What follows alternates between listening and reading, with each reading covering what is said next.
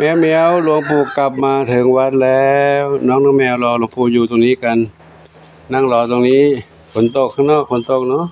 ไปไม่ได้ นั่งรอตรงนี้กันมีใครบ้างศรีสุดาแจ่มจุลีมาอย่างเร็วบุญนำวิ่งมาอย่างเร็วเรากลัวไม่ได้เลขชื่อเหรอบุญนำเลขขึ้นมากระโดดขึ้นปุ๊บบุญนำแจ่มจุลีจินตลานวรัตน์แจ่มจุลีร้องงี้เหรอทางโน้นทรัพย์ทวีวันนี้ใครขึ้นรถแล้วบูขับมาจอดตรงนี้ปุ๊บขึ้นเลยใครเนี่ยหนุ่มรอดำขาวใครนี่ชอบปากกา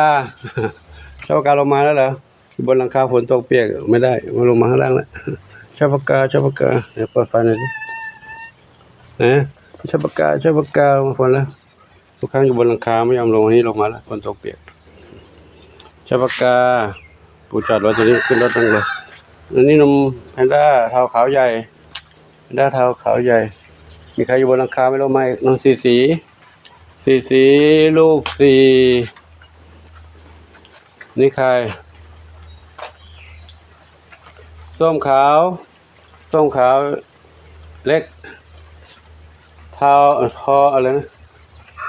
ส้มอ่อนชาวกาขึ้นหลังคาไม่ลงมาทั้งอยู่ไม่ได้บนหลังคาเนาะเปียกไหมอ่ะใครอยู่บนนั้นเองบนนั้นก็มีอยู่นะเห็นไม่ลงอันนี้ใครอยู่ข้างในไม่เป็นไรอยู่ข้างบนนู้นเปียกฝนฝนตกนี่อะไรนะลูกสีแว่นดำนี่เนาะบุญนำเดี๋ยวผมไปดูน้องๆในบ้านก่อนนะกอไก่อุ้ยกอไก่ก็ไม่ออกไปกินอาหารข้างนอกกันนะธรรมชาติมีนะฝนตกไม่ค่อยเอาไปกันแล้วอยู่ข้างในวัดเข้ามาในบ้านมาเยี่ยมน้องเหมียวในบ้านทั้งน้องเหมียวเก่าน้องเหมียวใหม่ใครอยู่วันนั้นสุพรรณษานี่ใครนี่น้องมนชัยสมาชิกใหม่อยู่ในบ้านหลังนี้อยู่ในบ้านนี้บ้านหลังนี้ดูหน้าดูตาหน่อยดูหน้าดูตาเล่นกันแล้วเด็กเล่นกันแล้วดูหน้าเล่นกันดุกดิกกันดุกดิกอยู่ในนั้นนะอาหารให้กินไหมเขาแม่เขากินนะลูกกินนมแม่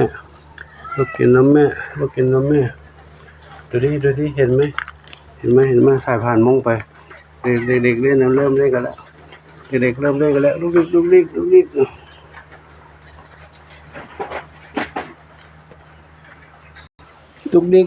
เล่นกันข้างในนะนอนหลับกันสบายอยู่ในบ้านปลอดภัยนะฝนตกไม่เปียกถ้าอยู่ข้างนอกก็เปียกฝนอยู่นั่นเนี่ยนะเปียกฝนอยู่ยังมีข้างนอกอีกหลายเหมียวที่ยังช่วยกันไม่ได้นะเดี๋ยวทักทายก่อนนั้นเดี๋ยวไว้ใส่ชื่อให้ทีหลังนะเอาน้องๆข้างนอกก่อนส้มขาวใหญ่บุญสมน้องเล็กน้องสีหน้าส้มเจดีดำสนิทมีสุขหนึ่งเดียวเท้าเล็กใครอยู่บนบ้านโน้นฮะ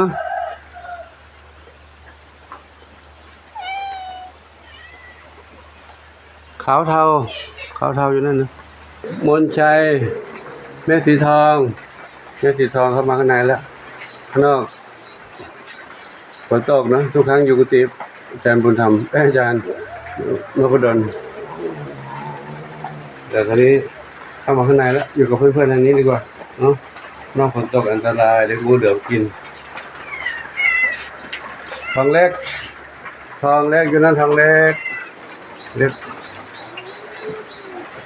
ดี๋ยวใครอยู่ข้างบนนะเอกด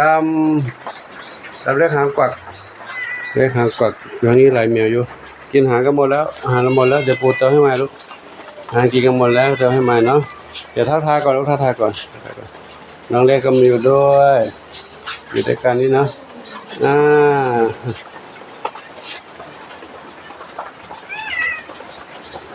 น้องอะไร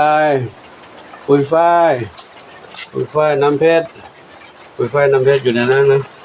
ปุยฝ้ายกับน้ำเพชรอยู่ในนั้นสบายดี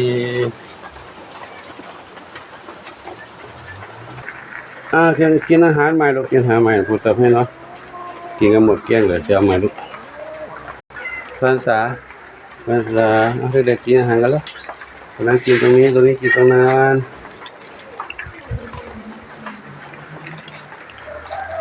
ทำไมลูกสีทองเข้ามาใหม่จำเพื่อนจำไม่ได้เหรอเพื่อนจำไม่ได้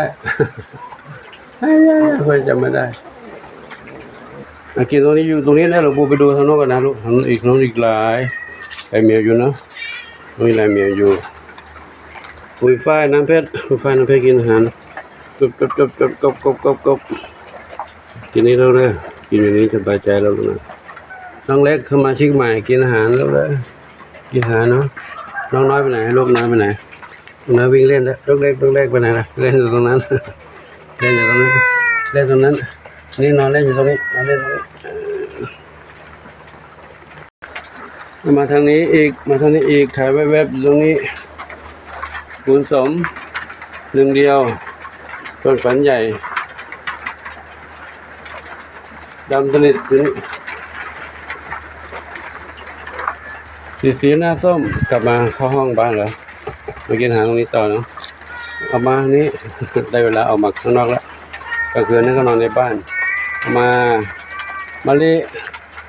ลีกับพี่กูลพี่ชายชบากุหลาบอยู่นี่นะสีหน้าส้มมีสุกจนฝันใหญ่กินอาหารในนี้เหรอกินเลยลูกกินเลยเด้อผมดูน้องผลไม้ก่อนน้องเล็กผลไม้ทั้งห้าดำสนิทอันนี้ดำสนิทโอ้อะไรกันลูกผลไม้ทั้งห้าอ้อนเลยอ้อนแล้วนี่อะไรอ้อนเหรอมีเพื่อนเล่นด้วยกันแย่ๆกันอ้อนทำไมอ้อนหลวงปู่เดี๋ยวจัดอาหารใหม่แล้วนะคงจะอยากจะออกมาแล้วเนาะผลไม้ทั้งห้าน้อยหนาพุทรามังคุดละมุดลำไย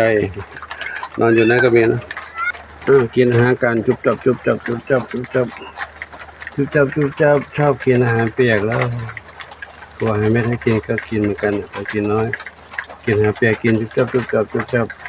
ผลไม้ทั้งห้าเนาะสุดีมีสุขนะดูน้องเหมียวแล้วมาดูน้องหมาน้อยน้องหมาน้อยหลับกันหมดแล้วมั้งกินข้าวแล้วหลับกันหมดแล้วมั้ง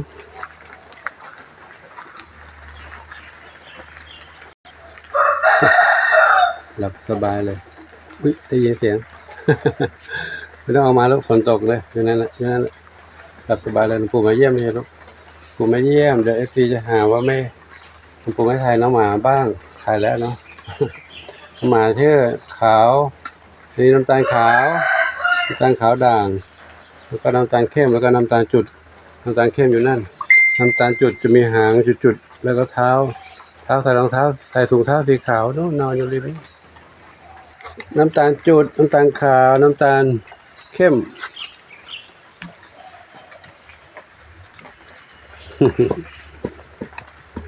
วันที่15แล้วนะกระตุ้นเข็มที่2แล้วเด้อที่15นี้เป็นกระตุ้นวัคซีนเข็มที่2พร้อมกับน้องเหมียว2เหมียวกุหลาบกับชบา2เหมียวประมาณกลับมาโพสน้องเหมียวทั้งนี้อีกรอบหนึ่ง ครับก็วันนี้ฝนตกปล่อยน้องเหมียวน้องหมาก็อยู่ด้วยกันสบายใจดีเนาะก็ขอนำภาพบรรยากาศเช้ากลางสายเช้าไหมเช้าสายด้วยให้กับทุกคนทุกท่านได้รับชมกันเนาะก็ประมาณนี้ก่อนเนาะก็การดูคลิปของหลวงปู่นะจะจริงๆบูทานเช้าตัดเป็นช่วงเป็นตอนเป็นช่วงเวลาไปเรื่อยๆ ตั้งแต่เช้าออกบิณฑบาตเดินทางระหว่างกลับแล้วก็ในระหว่างอาหารเช้าหลังอาหารเช้าแล้วก็มีกิจกรรมต่อๆไปเรื่อยในวันแต่ละวันเนาะก็ให้ทุกคนทุกท่านดูกลับดูย้อนคลิปเก่าๆได้เนาะไล่ตามเวลามาแล้วกันเนาะไล่ตามเวลาไล่ตามวันที่มาวันที่นั้นวันที่นี้ขึ้นมาเรื่อยๆถ้าดูกลับด้านเดี๋ยวจะไม่เข้าใจถ้าหากว่าท่านใดต้องสงสัยข้อตรงไหนก็ดูย้อนหลังได้หรือไม่ก็คอมเมนต์ถามมาก็ได้แต่หลวงปู่ไม่ได้ตอบในคอมเมนต์นะจะตอบในคลิปนี่แหละแต่ก็จะตอบช่วงจังหวะที่มีเวลามีโอกาสเนาะถ้ายังไงยังไม่ตอบก็ถ้าอยากจะทราบก็ดูย้อนหลังไปดูได้นะว่าน้องมีเหมียวอยู่กันยังไงเนาะเหมียวมากันเมื่อคืนก็มีเหมียวข้างนอกเข้ามาหลายเหมียวอยู่เหมือนกันแต่ไม่ได้เข้ามาข้างในนี่จนกระทั่งน้องแม่สีทองอยู่กุฏิอาจารย์นพดลไม่ได้ต้องกลับเข้ามาอยู่ในบ้านหลวงปู่ก็เลยให้เขาอยู่ในบ้านนั่นแหละ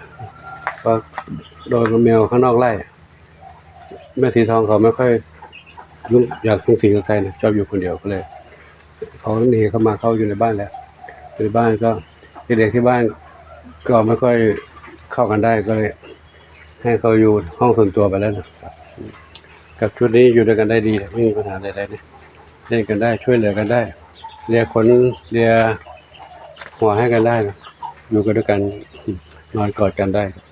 ครับก็ขอสิ่งที่นี้ว่าที่นี้ก็น้องขอโมทนาสาธุบุญใดๆที่ท่านปรารถนาขอจงให้ได้สมปรารถนาทุกประการเถิดแล้วหลังจาก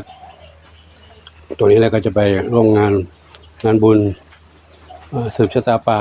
บวชป่ากับท่านพระครูสันติบรรลักษ์ดร.รองเจ้าหน้าอำเภอเจ้าห่มก็คอยติดตามชมคลิปต่อไปเนาะหรือว่าถ้าสะดวกก็จะอาจจะถ่ายทอดสดบ้างก็ได้เดี๋ยวอันนี้เป็นแนวคิดเบื้องต้นแต่การถ่ายทอดสดไปนั้นก็บางทีมันก็ไม่สะดวกเลยเนื่องจากกล้องมันตั้งอยู่กับที่พิธีการเขาก็ทำไปกว้างๆก็จะต้องถือกล้องเดินถึงจะได้สะดวกแต่ถ้าตั้งอยู่กับที่ก็เห็นแค่มุมเดียวแต่ถ้าทำคลิปนี้ก็จะเห็นได้ทั่วๆไปกว้างๆกับก็คอยติดตามชมกันเนาะขอโมทนาสาธุอายุวันโนสุขังพระลังเจ้า